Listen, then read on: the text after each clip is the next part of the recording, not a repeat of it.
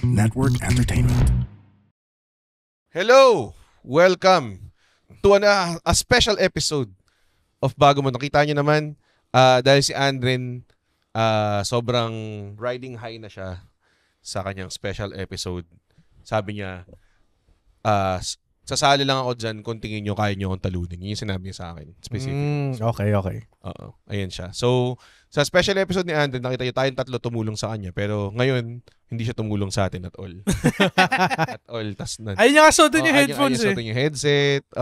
Hindi niya maangat yung Slay the ilaw. Spire lang siya. Ano mo yun? Oo. Ano siya? No? True skate. True skate. Okay, nag-true skate siya dyan. So, wag niyo, gustuhin man namin na maging involved si Andren dito. Ayaw talaga niya. Okay, pero anyways, ladies and gentlemen, we are learned people, pare. Mm-hmm. We are learned people. At basing sa tawag doon sa suot ni Alexio, we're gonna talk about one specific thing because itong special episode na to, it's called Deep Dive, pare. Dive in ganong klase. And then, alam mo, may mga episode tayo na minsan pinag-uusapan natin yung mga shit na gusto natin. Pero, itong specific special episode na to, pag-uusapan natin yung mga gusto natin at yung specific thing na sa gusto natin. Gets ba? Nagets ba natin yun? Gusto ko Ang daming to. layers. Ang dami layers. Gusto ko to, pero may mas gusto. May part tayong within gusto it. pag-usapan within it. Oh. Ganun. Yung Ganong donut. klase.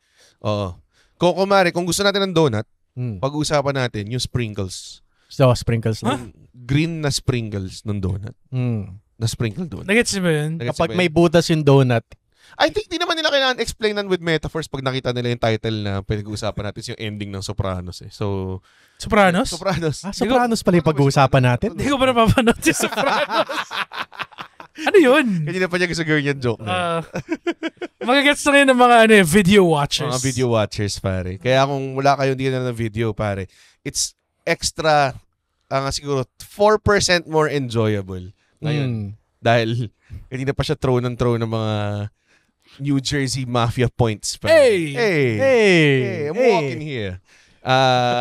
So, to explain lang backgrounder, no? Actually, hindi. Gawin natin to, itong deep dive episode. Pag-uusapan natin ang ending ng The Sopranos. So, obviously, spoiler warning. And obviously, maintindihan nyo lang ito pag pinanood nyo all 6 seasons of one of the best series in the world, The Sopranos. Prime Americana pa. At pag-uusapan na ito right after this very necessary. Kailangan tong part na to. Yung OBB na to. Kasi kailangan nilang panoorin eh. Yung Sopranos habang nag-OBB. Right after this very necessary OBB.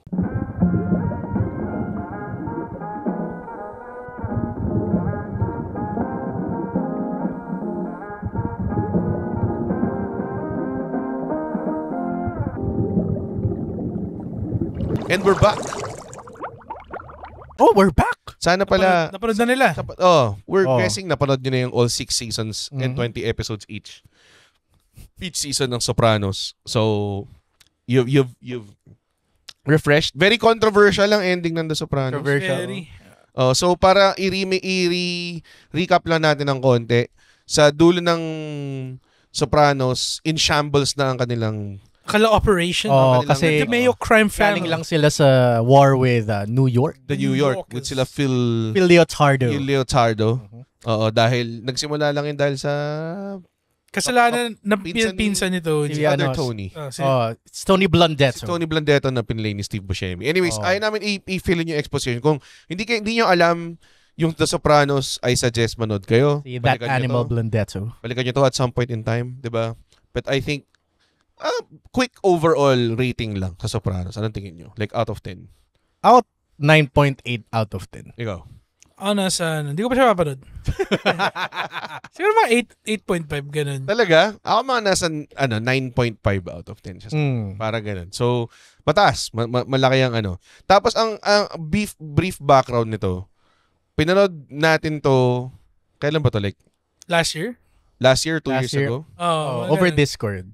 Tapos, na-decide lang kami na panoorin siya. Tapos pinanood namin ng sabay. Hindi naman lahat completely sabay, pero may mga ibang episodes na sabay. Kami yung actually. Umabol ka sa amin. Hindi, nauna ako. Tapos tumigil ka. overtake nyo ako na solid. At sarap eh. Oo, Sarap eh. Para siyang kabagu Tapos sandwich. humabol ako para mapanood na yung finale together.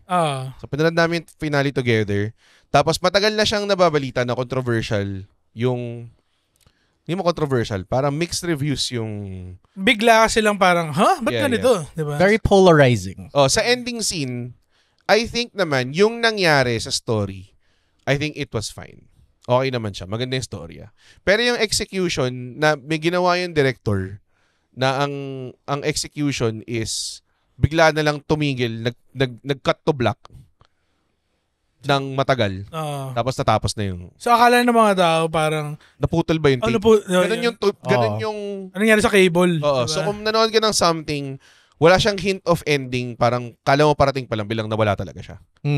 So, yun yung nangyari. So, again, let's go around. Nagustuhan niyo ba yung execution na yun? Roy, nagustuhan ba yung execution na yun? Ako, oo, kasi sinetap nila ng maayos yun. Talaga? Oo. Di mo kaya nag-gets na nanonood tayo? Ha? Matagal, Red. Yung ending na yun, it's pretty much Ano? a pop culture thing na. Na yung ending ng Sopranos ay... Alam kong meron siyang ganun. Alam kong pinaparody nila ng ganun. Pero hindi ko in-expect na ganun siya ka-sudden. Akala ko talaga magigets mo. Nung na-experience mo na siya, parang, gets ko na kung bakit siya pinagtitripan. Parang klase. Kailangan natin ipaalala na sinetap siya ni Bobby Bacala na kapag daw nabaril ka. Or pag namatay ka, you don't even hear it. Kailan yun? Like, dun sa episode 2? Hindi. Wala pa episode 2 si Bobby. Hindi, ng season 6? Hindi. Parang 3 episodes before the end. Nagsuntukan sila ni Bobby Bacala yun, di ba? Before sila magsuntukan, I think. Or after sila magsuntukan? Ito pa yung birthday ni Tony. Nasa nasa townhouse. Yung nag-resort sila. Nag-cabin sila. Nag-cabin sila in the woods. Tapos nagsuntukan sila, tapos nanalo si Bobby Bacala. Kasi daw sabi ni Tony, ano na ako eh. Snip shot mo ako. Pati may na ako, nabaril na ako eh. Parang ganun. Weak na ako eh. Totoo naman eh, binilik na siya ni Uncle Junior. Ni Uncle Junior. So, ang henchman ni Hyman Roth. Sinabi niya dun, which was not even 6 episodes before. Tama ba? Yun lang yung setup niya. Na if you die, tama ba? But you probably don't even hear it. You won't hear it kasi mauuna mawala yung sense before mo marinig yung tunog. Before you realize it, you're dead. So naalala mo yun from that episode hanggang sa dulo? Talaga? Alam mo ano yung problema natin? Kaya mo siguro hindi maalala kasi medyo matagal tayo nag-wait bago natin panoorin pero yung finale. In reality, week by week yun iniintay ng mga pero tayo months din natin bago. Pero it must yung huling season tinuloy-tuloy natin yun eh. Except yung ending kasi lahat tayo busy. Natin yun. Schedule natin siya. Naka-wait tayo na isang buwan. Which is in reality, from episode nung sinabi ni Bobby Bacala yun hanggang sa ending. But probably that's, kung nanonood ka every week ng normal viewer ka, siguro mga 8 weeks yun. Kung napanood niyo yung Sopranos, tapos alam niyo kung ano yung sinasabi namin ni Roy, which you probably do, mga ilang episodes back siya. I-comment nyo na lang, pa. Parang hindi siya ganun kalayo. Hindi siya sobrang layo, I think. Pero once per week lang yun, eh. Once per week. Soprano family movies. So, para sa akin, sinetap siya na maayos. May mga fan theories rin na, di ba sinabi yung may 3, yung 3 o'clock thing ni Christopher Moltisanti, nung nahimatay. Nung binaril siya, tapos parang sinabi niya, 3 o'clock. Tapos parang never na-resolve. Tapos yung theory ay, since pumasok si members only guy, sa 3 o'clock ni Tony, yun yung theory eh. Na ang pumatay si members only. Sa kanyang 3 right? o'clock. Sa kanyang 3 o'clock. Right? Yeah. Kasi yun yung pumasok sa CR, di ba? Yung pumasok sa CR. Pumasok sa CR yung pinakamukhang hitman sa lahat ng pumasok yung mukhang Prime Minister ng Ukraine. Kamukha niya eh. Kamukha niya. Ano pa rin si Zelensky? Baka siya yun. Kasi di ba dati comedian siya? I think so, yes. Baka may small rule siya sa So, ang assumption is Godfather siya. Godfather siya. Yes. Kasi pumasok siya sa CR, kinuha yung baril. Kasi ano rin siya, it's a reference din siya sa Godfather na pumasok sa banyo. Ako nung pumasok sa banyo, alam ko naman napapatayin siya. Pero yun talaga, yung execution of... Yung biglang... kasi para sa akin, ewan ko, masyado bang cheap kapag pinakita muna na may tumutok na baril bago siya nawala? Masyado bang corny na yun? For me, Hinatid na yun eh, hinatid na. Masyado nga... It was a pretty ballsy ending. Medyo Yes. ball siya for something na sobrang ganda na oh shit, paano natin i-ending to? Gagawa tayo ng something experimental. Kasi kung tinapos nila yung normal way, wala namang magreklamo. And first of its kind siya. Yung Yung premium like TV. na, Parang siya yung unang series na yung high budget, high drama. Hindi yung parang balik lang sa status quo every episode. gets. Medyo ano siya actually, anong tawag nun? Pioneer. Yeah, pioneering yung format nila na parang mini-series na hindi. Parang mahaba talaga na narrative. Walang formula. Alam mo May yun? tumanda na nga sa AJ eh. Ganun. Grabe klase. Medyo ganong levels. Pagpasok niya rin sa diner, tayo na, mukha rin hitman to eh.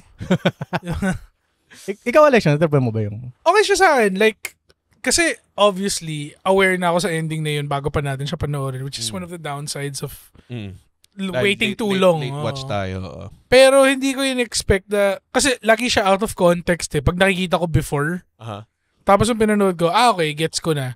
Parang, I set myself up knowing na yun yung ending. So there's no other way I can see it. So pag ini-imagine ko na, tayo na paano kung binaril niya, tapos nakita natin, di ba? Parang, okay, yan ang susunod. Di ba? Gets. Pero, yun nga eh, parang, alam natin lahat, pero ako, na-disappoint pa rin ako eh, alam mo yun? Parang, ganito pa, kaya pala ang dami, parang na-gets ko lang na, kaya pala ang dami na burat. Kaya pala, the week after or some months after, yung director, hindi, ganito, in-explain niya kung bakit. Kasi daming tao, parang, ano nangyari dun sa ending? Na-pressure siya. Siguro, pinag-explain siya ng HBO or something, ewan ko. Pinag-usapan nila yun. So, ewan ko, para sa akin, doon nakita ko siya, nag-gets ko naman yung nangyari. Pero para sa akin, hindi mo na kailangan artehan eh. Pwede mo naman pakita lang na. Tsaka, alam mo, at that point, gusto mo na rin siya makita mabaril eh. Kasi marami na siya ginawa masama. Ayaw mo na sa kanya. Doon pa lang sa pinatay niya si Christopher. Doon pa lang na pinauwi niya si Furio, pare. Ayoko na. Hindi niya pinauwi si Furio. Hindi na bumalik si Furio. Tumakas si Furio. Christopher! Pero si Christopher Moltisanti yung pinatay niya. Nalungkot ka nun. Oo eh. Ang bigat na. Yun na yung turn. Kasi ako ng redemption kay Christopher Moltisanti. Or parang at least at some point in time, baka siya yung maging catalyst ng pag-downfall ni Tony Soprano. Pero masyado siyang loyal to his capo eh. Diba? Masyado siyang loyal to his capo. Oo ba eh? Hindi, pero ito isipin mo, parang pagkatapos yung barilin, makikita mo yung reaction ng pamilya niya. Parang lang, putok lang. Tapos dun may kakat? Masyado namang corny yun. Hindi, parang for a final scene, di ba mas memorable na hindi mo nakita yung nangyari? Hindi ko alam. Hindi natin alam. Pinag-usapan pa rin natin eh. I think yun din yung magic niya. Pinag-usapan pa rin natin siya hanggang ngayon. Pero may mga pangit na bagay na pinag-usapan pa natin ngayon. Parang dulo ng Game of Thrones. Hindi. Yun naman. Iba naman. Pinag-usapan natin yun kasi pangit talaga siya. Yung sa akin, sobrang ganda ng dulo ng Game of Thrones. Ito. Buong araw. Contrarian lang si Alex. Sidebar. Tayo na, hindi kayo naangasan nung si Jon Snow tumingin sa wall. Tapos sabi niya, that was a Game of Thrones. Tapos umalis. Parang ganun yung vibe nun eh. Tumingin pa siya sa likod na parang papatay niya yung ilaw. Sa likod? Tumingin siya. Alam mo, sobrang nagpipeace out na ako na wala na akong pakialam na nangyari. Pero, okay. Balik tayo. Balik tayo nag-ano ha. Hindi, kailangan. HBO naman yun eh. Yung sa Sopranos, parang akala ko magkakaroon ng sobrang intense na come-uppins si Tony. Pero at the same time, nung piniplay na yung Don't Stop Believing whatever, parang foreshadowing din siya na parang, wala. Hindi siya magkakaroon. Makukulong siya. Kasi pinag-uusapan na nila pinag-uusapan na may titestigo na eh. Si Carlo na gano'n eh. Nag-flip na siya. Tapos parang kahit yung pagdating ni AJ, hindi sila masyadong nag-aaway, 'di ba? Very relaxed nga sila pareho. Hindi sila tense, 'di ba? Si Meadow din parang paparking. Actually nakaka-tense 'yun kasi akala ko parang sinisave nila si Meadow from whatever's gonna happen. Patayin sila lahat, parang gano'n. Inisip ko kasi papatayin yung tatlo si Meadow yung mabubuhay. Si Meadow yung parang nag-try maging humanitarian, whatever, 'di ba? Pero nakikinabang pa rin siya sa pagiging mob father. Actually, okay lang mamatay si Meadow. Totoo lang. Kung may bubuhayin ako dun sa 4, ang bubuhayin ko yung asawa. Si Carmela. Si Falco para. Si Carmela. Carmela Anthony. Nakakaawa siya. Nagka-affair na siya sa pare. Nagka-affair siya kay Furio. Alam mo yun? Emotional affair. Emotional affair. Pero, sa pare o kay Furio? Pero yung sa teacher, yung teacher din ni AJ. Ay, teacher din ni AJ? Oo. Yung tutor. Tapos pagkatapos mag-sex sa kanya, parang, uy, okay na ba si AJ? Parang ina-update lang niya after. Parang principal ba yun na teacher? Parang teacher yata. Sobrang bobo. Sobrang bobo ng mga ka-affair ni Carmela. Mga people adjacent lang. Pero grabe, yung sa kanila ni Furio, parang, kind of makes sense. Inulit nila yung trope na yun sa Boardwalk Empire. May ganun din sila na parang meron din tao si Steve Buscemi doon na ginojombag din yung asawa niya. Parang ganun. So, medyo Furio levels na. Gusto ko lang sabihin na kasi kakapanood lang natin yung ending ulit. Ni-recap natin. Para sa akin, ang ganda niyang 5 minutes of... Oo. Ang dami misdirection. Yung isang scene na yan. Na parang tense, tension building. Parang yung isang... Kasi kung pinanood niyo yung Sopranos, meron silang tendency maging parang weird. Parang David Lynch nga yung isang inspiration nila. Hindi sila basic. Yung jump scare sa ibang episode. Yung Mama Mary sa Badaping. Putang ina. Grabe yun. Bad trip yun. Nakakatakot pa rin yun. Pero yung kunyari, yung scene na pinanood natin kanina, may scene na nakatingin si Tony doon sa upuan, tapos next shot, nakaupo na siya. Tapos parang, may parang weird vibe to it. Na parang, meron din naman kasing presence ng supernatural sa Soprano. So parang medyo uneasy ka na doon. Tapos yung fact na tumitingin si Tony every time bubukas yung pintuan. Tension. Tapos yun din, yung kung saan sila nakaupo, masikip. Kasi usually, di ba, nakaupo sila sa table. Safe sila sa inuupuan nila. Pag nasa Vesuvio sila, safe sila. Tao nila lahat nandun eh. Pati yung may-ari ng restaurant, di ba, ganyan. Doon nasa booth sila.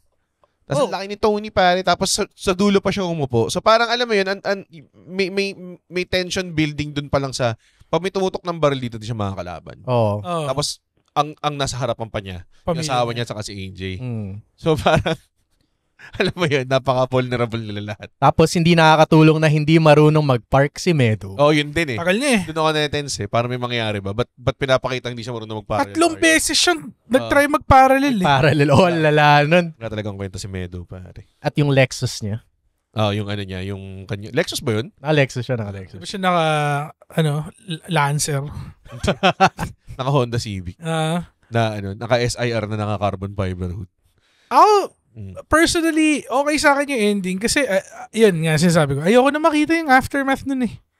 Ako medyo gusto ko makita. Kasi ano gusto mo mangyari, yung come-uppance ni Tony is yung ma-arresto siya. Gusto ko makita lahat na mangyari. Talaga? After, saan pupulutin si AJ, saan pupulutin si Carmela. Si Carmela lalo, tayo nang dahil pinagdaanan ng taong yun. Diba? Parang wala siyang... Kasi yun yung gusto ko naman sa Breaking Bad. Kasi feeling ko natuto sila sa Sopranos. Kasi sinasabi nila, diba, yun yung parang pseudo, parang, ito yung next Sopranos ng era na to, parang ganun. Ang Breaking Bad naman, pinakita na nangyari kay Walter, gumawa sila ng movie para pakita gawin nangyari kay Jesse. Tapos gumawa sila ng isa pang series para pakita nangyari kay Saul Goodman.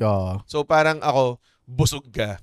Ito tangina, ano nangyari kay Carmela? Ano nangyari kay sinabi ba nangyari kay Polly? Si Silvio ba nabuhay? Si Polly nag-flip siya to New York eh. Okay. Hindi. Di ba na-realize niya na hindi pala siya, binubullshit pala siya hindi niya nanay Johnny Sack. Ang ina. Ang gago ng B-story na yun. Inaamoy niya lang yung nanay niya. It's like I got stabbed in the heart. How much more betrayal can I take? Grabe talaga yun. Pero ang nangyari kasi nag-recap ako.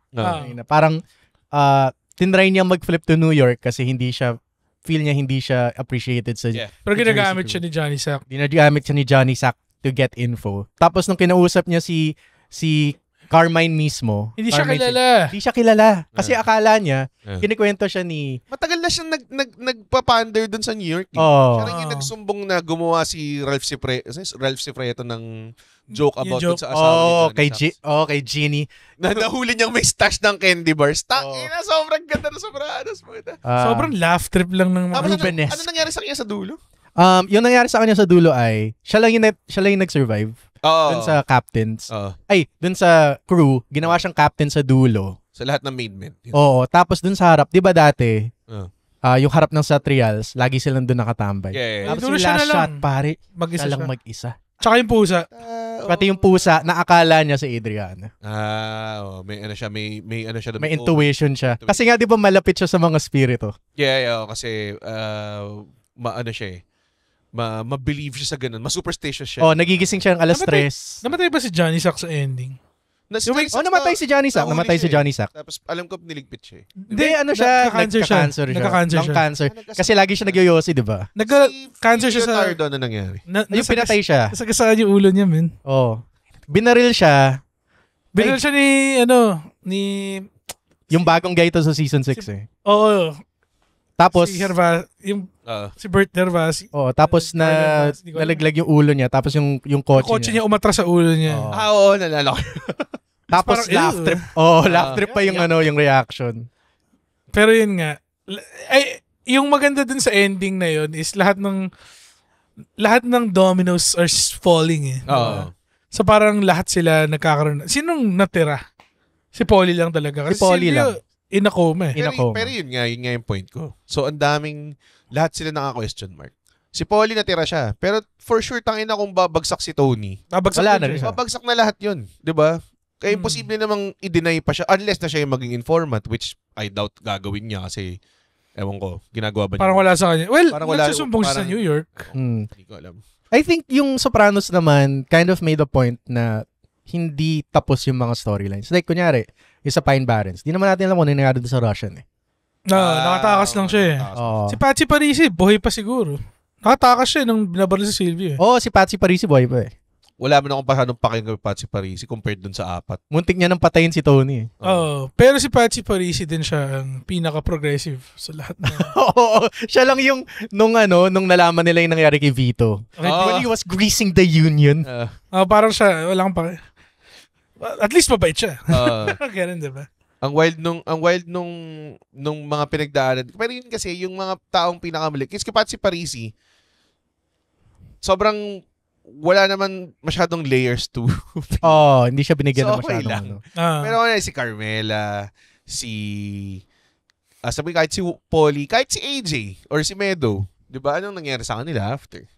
Kung pinatay, at saka siya lang ba yun, si Tony lang ba yung pinatay? Yun nga eh. Yun yung, like, kailangan mo pag-isipan talaga. Kasi si Tony ang ating way-in. Si Tony ang ating way-in. Nung namatay siya, wala na tayo malalaman at all. Kasi 6 seasons mo pinanood, tapos open-ended. Parang hindi naman siya lazy kasi nga, in-establish nga nila na they like ambiguity. And I think then na kung ikaw... maraming finality naman yung mga arcs na yung kay Bobby Bacala. Kasi namatay siya eh. Kay Big Puss. Diba? Si Fury, hindi na natin lang ano nangyari pag Italy. Yun lang naman yun. Affair lang naman yun, hindi siya bumalik or whatever, diba? Hindi. Pero yun nga yung point. Parang marami ring ibang characters na hindi na natin alam kung ano nangyari sa kanila. And okay lang yun. Kasi ang pinaka-importanting alam natin mangyari is kung mamamatay si Tony o hindi. Kung lahat ng characters or most ng characters natin alam nangyari. Pero alam natin nangyari kay Ralph, Hindi, ito mga minimension mo namatay eh. Pero alam mo yung nangyari, di ba? Namatay din naman si Tony sa bagay. Hindi, kasi si Tony yung way-in nga natin. Pag wala na yung way-in natin, nasa labas na tayo. Ano na lang. Gusto ko lang malaman. Like, wala bang funeral scene? A-attend ba si therapist niya? Paano nun? Si Melfi. Hindi siya mag-a-attend. Dr. Melfi, a-attend ba siya? Or grabe ang sama nung hindi na siya, kliyente. Sinabi niya na kay Tony na hindi na siya kikitain ni Melfi. Yun na yung parang, oh shit, patapos na nga to. Yun yung, though to be fair, ilang beses na nangyaring nag-on and off sila ni Melfi. Pero balik siya ng balik. Balik siya ng balik eh. Si Melfi din, hindi rin niya kayang, tanggihan. Kasi pwede naman yung tanggihan eh. Pwede naman yung takasan. Diba? Hindi rin niya gusto tinatanggal. Stockholm nga rin siya. Tsaka nagkaka-nightmare siya, diba? Na hindi niya tinutulungan si Tony. Diba? Nagkaroon na rin din ng... So yun, yung closure nila. Ito sinabi mo, I don't think pupunta si Melfi sa funeral niya. Patay na eh. May pinagsamahan pa rin sila kahit papaano eh. Hindi, pero ayaw niya ma-associate pa rin sa di ba? Sa mafia. She kinda likes it.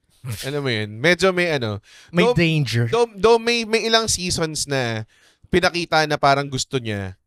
Pero at parang nagkaroon ng closure yung question mark na yun kasi nung diba? Parang hindi niya dinrap kahit anong hint kay Tony kung kasi ayaw ganda niya ng ending na yun. Ay, ayaw ganda niya ng episode na yun. Ganda ng grabe episode na yun. Yung power, hindi ko kinaya panoorin. Like, yun siguro hindi ko papanoorin. Hindi ko papanoorin ulit, pero maganda kung how it concluded na meron ako ditong power na kaya ko lang i-unleash. hint mo lang. Sabihin mo lang. Alam ko kung paano siya i-manipulate. Alam ko kung paano siya i-ano, diba? Pero dulo. Pero nga, after nun, parang feeling ko, dun nga naging mas totoo yung relationship nila. Kasi alam mong hindi na sila nagagamitan eh. May pake talaga sila sa isa't isa. Kaya nga sa ako parang, kung namatay ba siya, papakita ba si Melfi sa yun din eh, wala ring... Papakita ba si Melfi? Nawala si Melfi like, parang kailan sila nag-away? Like parang episode before pa ata eh. Wala na siya nung... basta ako... Which is yun yung pinaka-hook ng Sopranos to begin with na, mafia po siya na nagte-therapy. Nagte-therapy. Angas na. Diba? Panoorin kaya natin yun. Tapos yung Sopranos? Ulit? Alam mo, hindi ko kaya dun. Hindi pa siya HD na nagsimula. Hindi pa siya HD. Puta, 480p. Medyo nag-struggle tayo nung... So parang, fucking upscaled shit na to. Ang hirap panoorin. Grabe. May Blu-ray re-release kaya siya. Meron naman siguro. Sure, meron. Sa Max siguro, HBO Go pa natin pinanood to eh.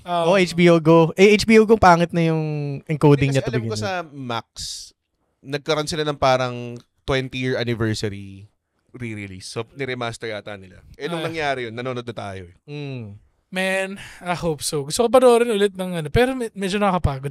So, willing ba kayong, kunwari, lumabas yung, syempre, hindi na pwedeng si James Gandolfini, patay na siya. Willing ba kayong, kunwari, magkaroon ng remake? Parang El Camino. Parang ano nangyari after? Iba ginawa nila yun with, well, yung prequel yun. Yung Many Saints of Newark. Prequel siya. Yung talagang... Ako hindi na kasi ang gusto ko lang panoorin yung ginagawa ni Tony. Ni Tony. Oo. Parang nung namatay si Pablo Escobar sa Narcos, wala ka nang... Parang bakit ka pa manonood? Lang, no? Namatay si Joel sa Last of Us. Yun din. So pa yun. Mag-Narcos Mexico ka na pagkatapos na nino. Yun yung magandang Tsaka wala namang kwenta, parang di naman tumagal yung sumunod na kartel eh. Anyways, okay. So gusto nyo? Ako hindi ko pa rin gusto. Gusto ko makita lahat. Tagal natin silang kasama eh. So makita nangyari sa kanila lahat. Lahat. As in, pati doon sa matabang asawa ni Danny Sachs. So para sa akin, ang main characters mo doon, si Tony, si Christopher. Yun sa akin dalawa. Main characters na yung omnipotence natin, yung sinusundan lang natin mga buhay nila. Noong namatay si Christopher, syempre, wala na tayong way in sa buhay ni Christopher kasi tapos na eh. Parang ganun lang kay Tony. Na, since wala na siya, wala na tayong siyang eyes and ears natin. Nung namatay si Christopher, parang kay Bobby Bacala na lang ako na kumakapit. Yun yung goodness nun sa na yun eh. Saya lang siya bumibili ng trains niya. Ng trains niya. Ang gaganda nung moments nung kay Bobby Bacala nasa train. Yung isang episode ni Christopher Moltisanti na yung high lang siya pero ang ganda ng visuals. Ino pa niya aso? Hindi. Grabe yun. Grabe yun. Kaya nagka-intervention eh. Pinura niya yung nanay niya. Ginulpi niya. Intervention pa yung ginulpi nilang dalawa si Silvio at si Polly. Nagharap lang ng way gulpin si Christopher. May episode si Christopher na sabog siya on heroin. Like after a while, nag-heroin siya ulit. Tapos yung background niya lang yung carnival. Tapos sobrang ganda nun. Kasi kahit na ang ganda ng visuals, nararamdaman mo na yung downfall, yung tragedy of Christopher Moltisanti. Na parang... May asawa na siya nun, di ba? May anak na siya nun. Ang wild nun. Pero kasi, I don't think... Alam ko death yung way out ni Christopher Moltisanti, pero yung the way siya pinatay ng ganun lang. Tapos si Tony pa. Parang, alam mo yan. Sakit! Tapos the whole time yung after yung funeral, na talagang ang galing talaga magpeke ni Tony Soprano. Feeling mo hurt na hurt siya. Tapos parang... Pero siya yun eh. Gago. Well, siya talaga. It'd be really weird kung nag-guilty siya. Hindi. Wala siyang guilt. Never siya naging mali. Wala. Kahit yung binaril niya si Pussy, wala eh. Parang... Hey, push. Ito yung buhay ko. Did she even exist? O si si Tony Blandetta, parang sinatgan niya. Sinatgan niya. Well, yun. May kasalanan kung bakit siya nasa pulungan. May kasalanan ba siya nasa kulungan? Siya may kasalanan bakit siya bumalik wala siyang guilt. Sobrang tingin niya sarili niya siya yung bida. Yun yung... Naalala mo yung isang episode na meron siyang bodyguard, yung malaking katawan, tapos inupakan niya.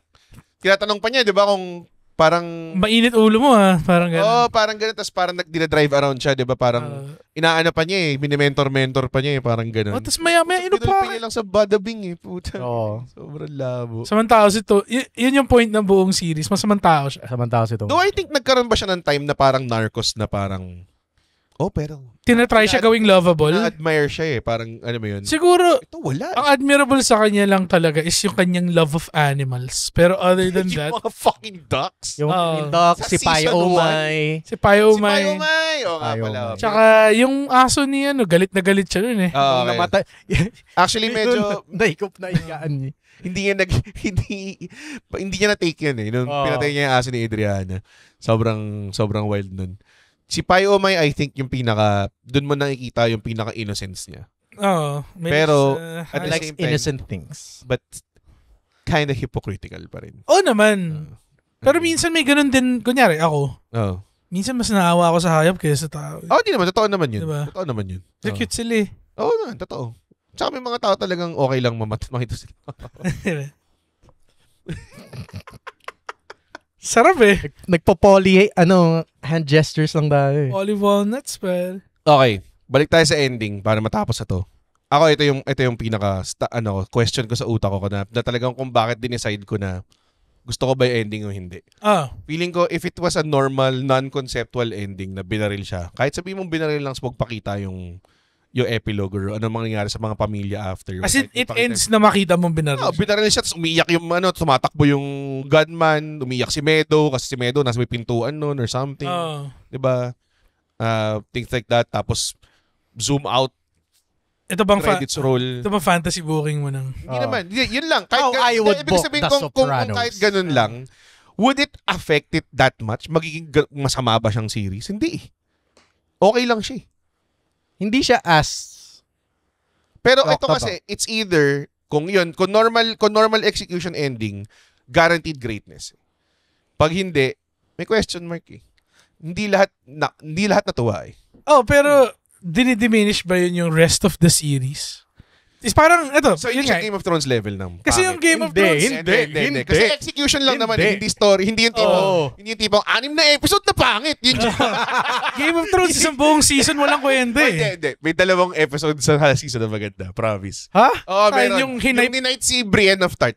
Next time. Sa next deep dive. Pag-usapan natin. Next deep dive, last season ng Game of Thrones. Buong series, hina-hype up mo yung Night King, tapos ganun siya mamamatay. Pare, yun yung move na tumala kay Winan K lang siya. Pangit. Pero anong sa akin, ang hirap sabihin talaga. Kasi, we have what we have. Wala ba Snyder Cut na to? Oo nga magiging 4-3 siya. Black and white. Pero isipin mo pa rin talaga kung ano intention ni David Chase. The creator seems to... Pero parang nagkaroon ng time nung pangit yung reception. Nag-double down siya nag-double down siya. Para sa akin, okay lang yun. I don't think it's it's something na, it's very human. Kasi obra mo to Tapos siguro excited ka na. Ito gets to ng mga tao. Gusto ng mga tao. Sa utak niya parang, at least gets to ng mga super fans. Hindi may mga galit din So parang, alam mo yun, naawa ako sa operator, nag-gets ko ng batch nag-double down. Pero ako, andun pa rin ako sa wish ko na parang, dude, ang ganda. Kahit onting lang. Ang ganda na, all you gotta do is land the bird, pare. Alam mo yan, mag-landing ka na, hindi mo kailangan. Pero imbes na mag-land yung bird, wala lang. Para siyang sobrang gandang, para sa akin para siyang sobrang gandang match sa WrestleMania. Tapos ginawa nilang, like, pwedeng simpleng finisher lang yung ending. Pero bigla lumabas si Undertaker. Hindi, pero nag-Spanish fly sila na botch nila. Parang ganun yung pakiramdam ko. Parang almost. We're almost there. Almost there na. Pwede i-rock bottom mo na lang tapos na. Pero hindi, gawin natin Spanish fly. Tapos na-spike mo yung ulo ko. Tapos, or hindi. Sorry. Maganda yung buong match. Pero nagkamali ng bilang yung referee. Nangyayari yan Yung may tipong 1-2 tapos inintay niya, bilang tsaka nag-3. Ganun yung feeling ko. Ayan.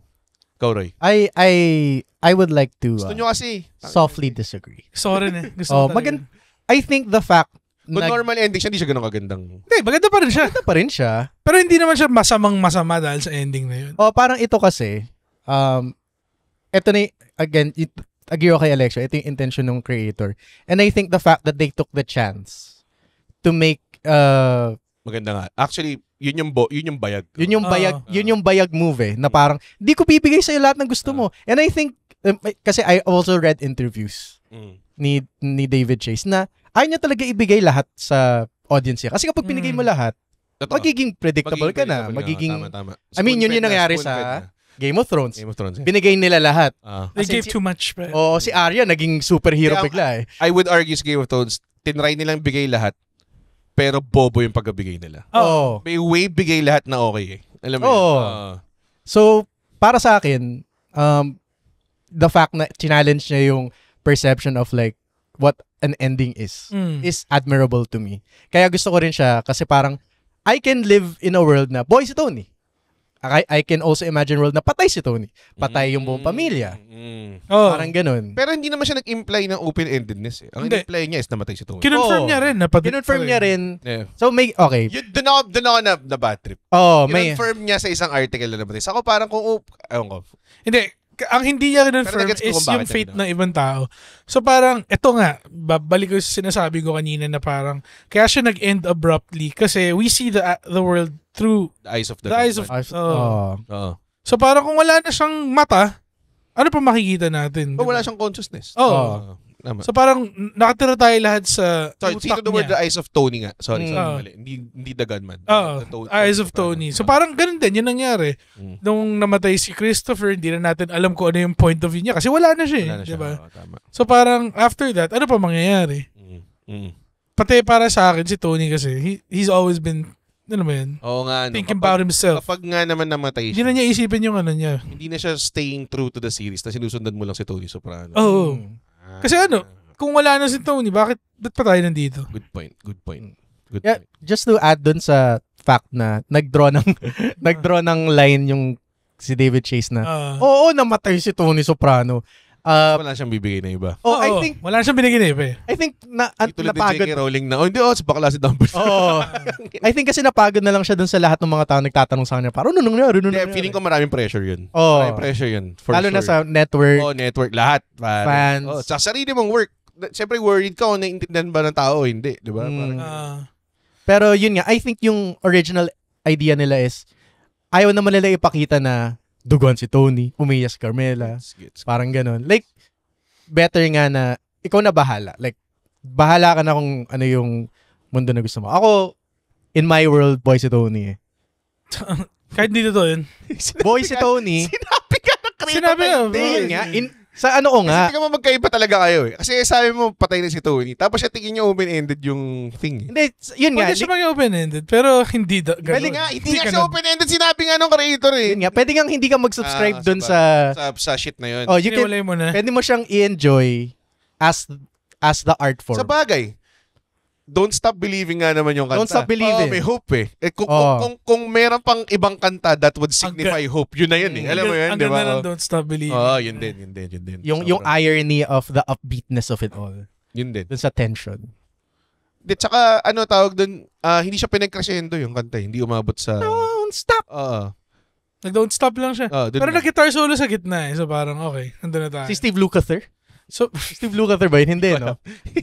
Sino ka ba ang gitarista ng Journey? Si Arnel Pineda. Hindi siya gitarista. Kung ayaw nyo na kay Arnel Pineda, mag-press 1. Lala talaga nun. Nakita mo ba yun, Red? Ayoko nang i-explore yun. Pero nandito tayo sa 40-minute mark. Hindi, ito yung iniisip ko sorry. Kasi parang yung mga reasons din namin kung ba't namin sinasabi na okay yung ending. wala na siyang kinalaman sa story eh. Lahat sa kanya artistic purpose na talaga. Like kung anong gusto ni David Chase, ginawa niya. Masaya ako para sa kanya. Sa organic reactions natin, nung pinanood natin yun. Ha?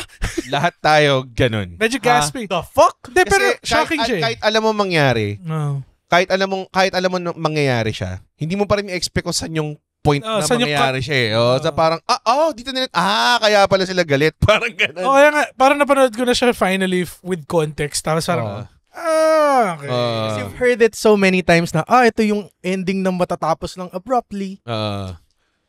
Grabe, no? Pinanood natin para lang malaman yung Tapos, ng mga tao. yung pala yung feeling sa roller coaster. But to be fair, I think it's still one of the best talaga na I've ever seen. And to the point nga na after, Panoorin nyo.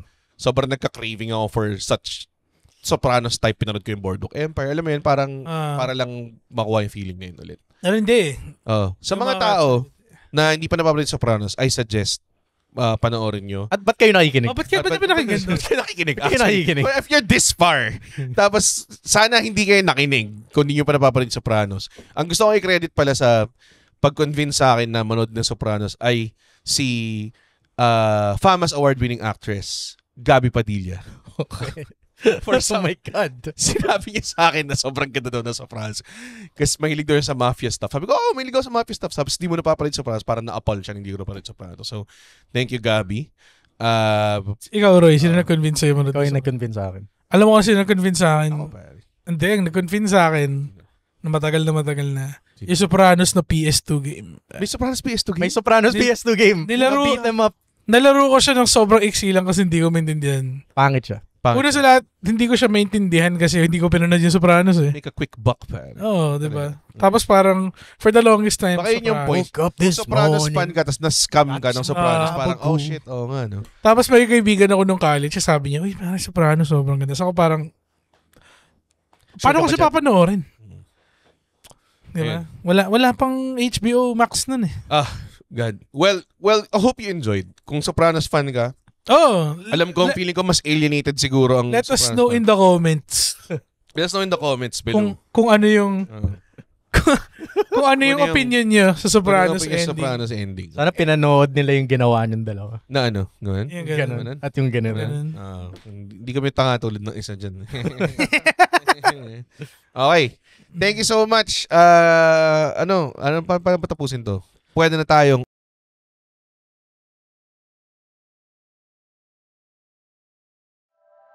The opinions of podcast creators, hosts, and guests are not necessarily reflective of the official stance of the Pod Network Entertainment, its hosts, or other network programs. The content created by the people behind the podcast is personal and not meant to harm any religion, ethnicity, group, organization, company, or individual.